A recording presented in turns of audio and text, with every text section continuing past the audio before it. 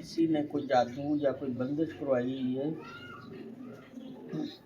बेटा मेरिया उंगलियां नूं क्लोज कर।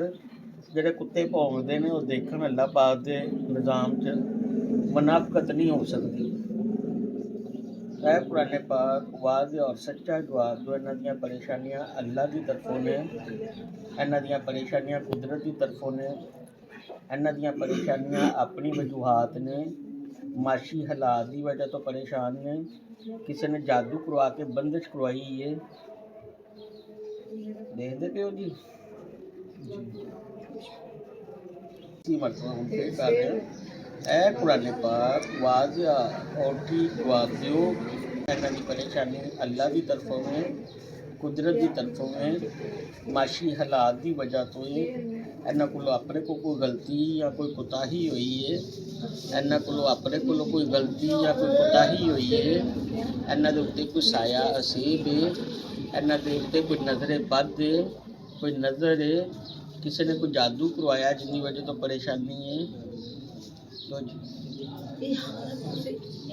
ठीक है जी, हूँ तुहाडा हल पुछना कि किस तरह ठीक होएगा जी, क्योंकि हर बंदे ही तुहानूं कहंदा तुहाडे ते जादू होया है, किसी ने बन छड्डिया है, किसी ने कबर दी मिट्टी च नप छड्डिया ते किसी ने पुतले बना छड्डे ने।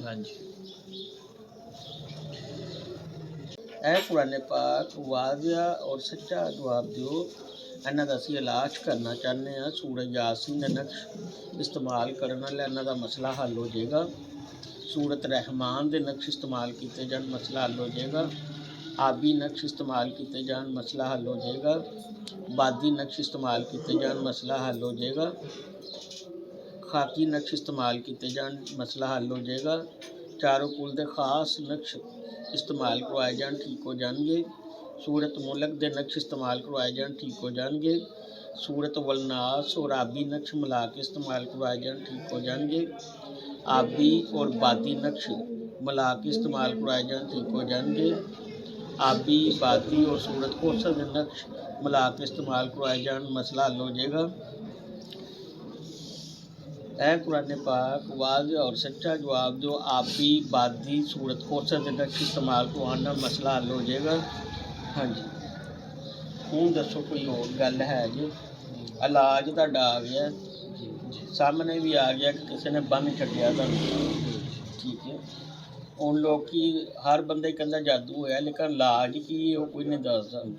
ते अल्लाह दस रहा कि इलाज लोग करवाना नहीं चाहते। वो आंदे ने इत्थे देखदे ने, वो सानूं झूठा करना चाहते होण या तलीसम देखना चाहते होण, वो अपना देखते हैं तो चले जाते, इलाज नहीं करवा रहे। फिर अल्लाह फरमांदा ना मैं वो लोग नहीं समझणगे जिन्हां दे दिलां ते मोहरां लाइयां, ते जिहड़े ठीक ही नहीं होना चाहते वो ठीक होणगे ही नहीं, ठीक है।